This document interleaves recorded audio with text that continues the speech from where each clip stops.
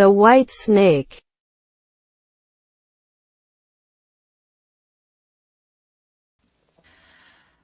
A long time ago, there lived a king who was famed for his wisdom throughout the land.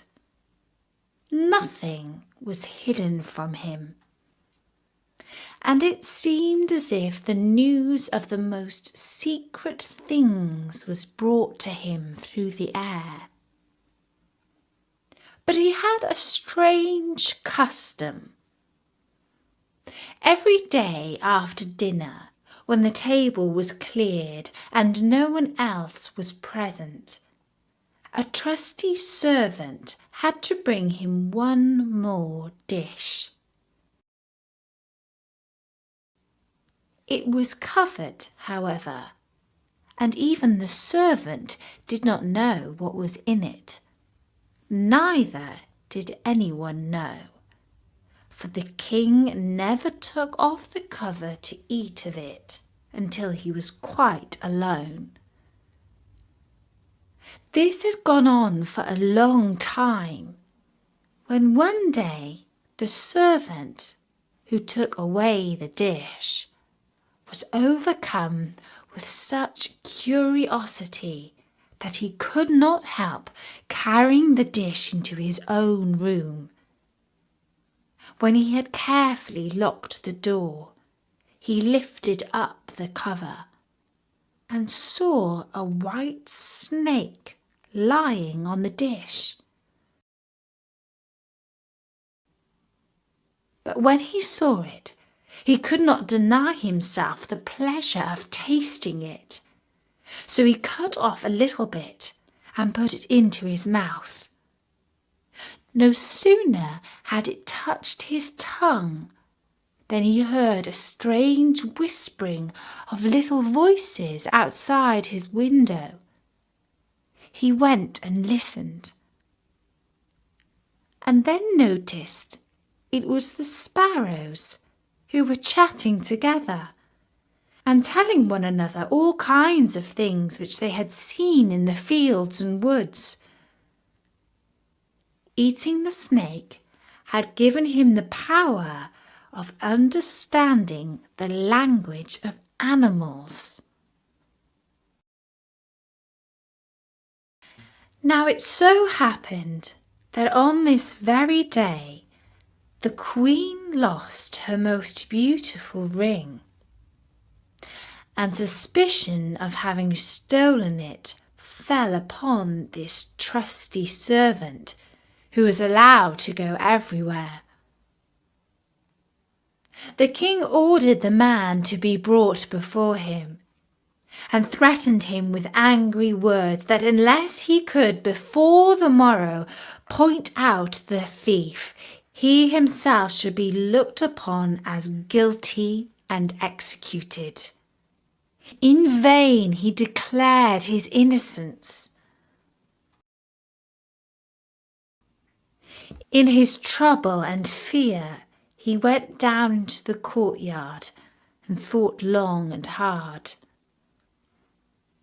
Now some ducks were sitting together quietly by a brook and taking their rest, and whilst they were making their feathers smooth with their bills, they were having a confidential conversation together. The servant stood by and listened.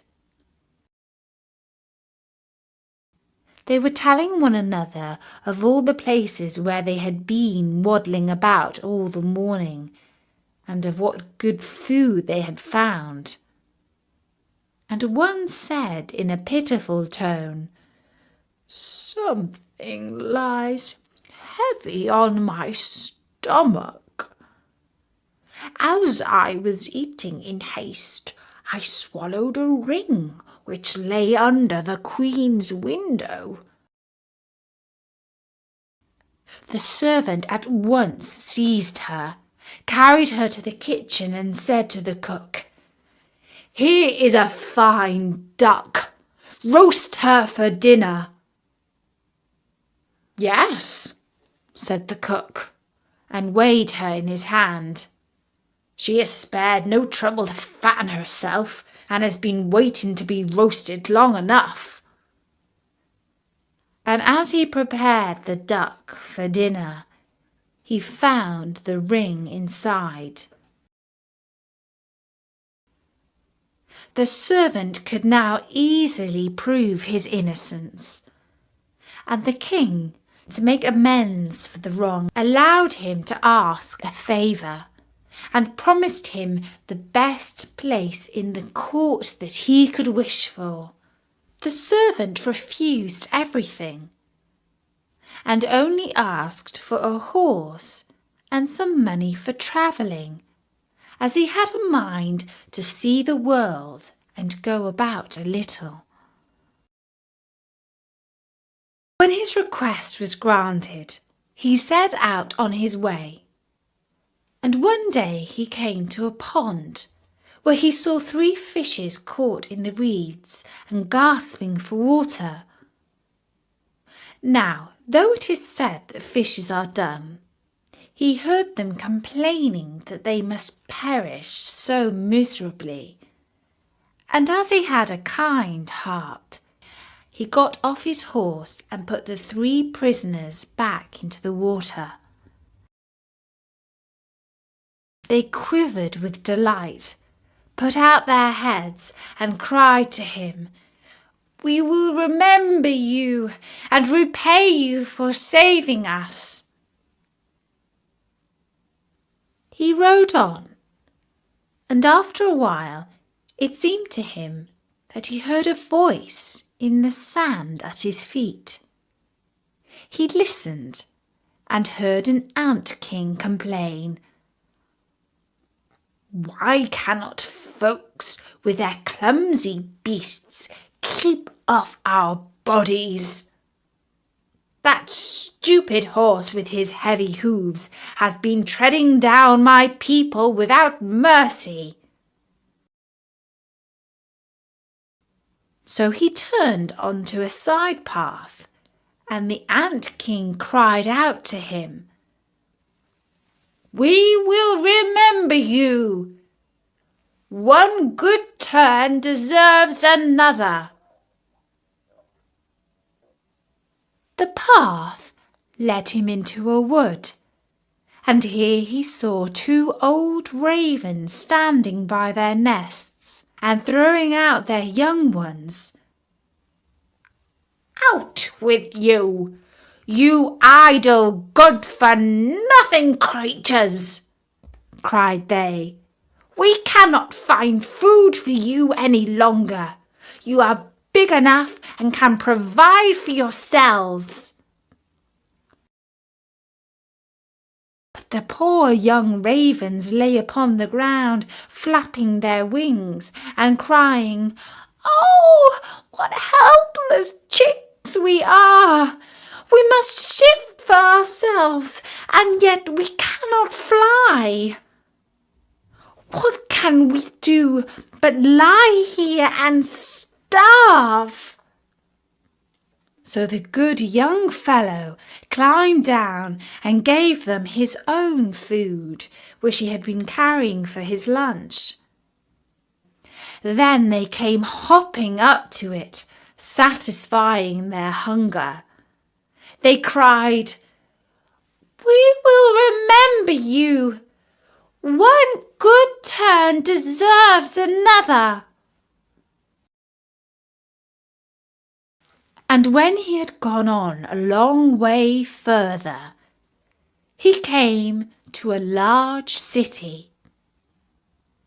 There was a great noise and crowd in the streets, and a man rode up on horseback crying aloud, "The king's daughter wants a husband, but whoever sues for her hand must perform a hard task. If he does not succeed, he will forfeit his life." Many had already made attempts, but in vain. Nevertheless, when the youth saw the king's daughter, He was so overcome by her great beauty that he forgot all danger. He went before the king and declared himself a suitor. So he was led out to the sea, and a gold ring was thrown into it in his sight. Then the king ordered him to fetch this ring up from the bottom of the sea and added, "If you come up again without it, you'll be thrown in again and again until you perish amid the waves." All the people grieved for the handsome youth. Then they went away, leaving him alone by the sea. He stood on the shore and considered what he should do, when suddenly he saw 3 fishes come swimming towards him, and they were the fishes which he had saved. The one in the middle had a mussel in its mouth, which it laid out on the shore at the youth's feet. And when he had taken it up and opened it, there lay the gold ring in the shell. Full of joy, he took it to the king and expected that he would grant him the promised reward. But when the proud princess saw that he was not her equal in birth, she scorned him and required him first to perform another task. She went down into the garden and strewed with her own hands 10 sacks full of millet seed on the grass. Then she said, "Tomorrow morning, before sunrise, these must be picked up, and not a single grain be wanting." The youth sat down in the garden and considered how it might be possible to perform the task. But he could think of nothing. And there he sat sorrowfully waiting for the break of day, when he should be led to his death. But as soon as the first rays of the sun shone into the garden, he saw all 10 sacks standing side by side, quite full, and not a single grain was missing. The ant king had come in the night with thousands and thousands of ants, and the grateful creatures had by great industry picked up the millet seed and gathered them into the sacks. Presently the king's daughter herself came down into the garden, and was amazed to see that the young man had done the task she had given him. But she could not yet quite conquer her proud heart, and said, "Although he has performed both the tasks, he shall not be my husband until he has brought me an apple from the tree of life." The youth did not know where the tree of life stood, but he set out, and would have gone on forever as long as his legs would carry him, though he had no hope of finding it. After he had wandered through 3 kingdoms, he came one evening to a wood and lay down under a tree to sleep. But he heard a rustling in the branches, and a golden apple fell into his hand. At the same time, 3 ravens flew down to him, perched themselves upon his knee, and said, "We are the 3 young ravens whom you saved from starving. When we had grown big and heard that you were seeking the golden apple, we flew over the sea to the end of the world where the tree of life stands, and have brought you the apple." The youth, full of joy, set out homewards and took the golden apple to the king's beautiful daughter, who had no more excuses left to make. They cut the apple of life in 2 and ate it together. And then her heart became full of love for him, and they lived in undisturbed happiness to a great age.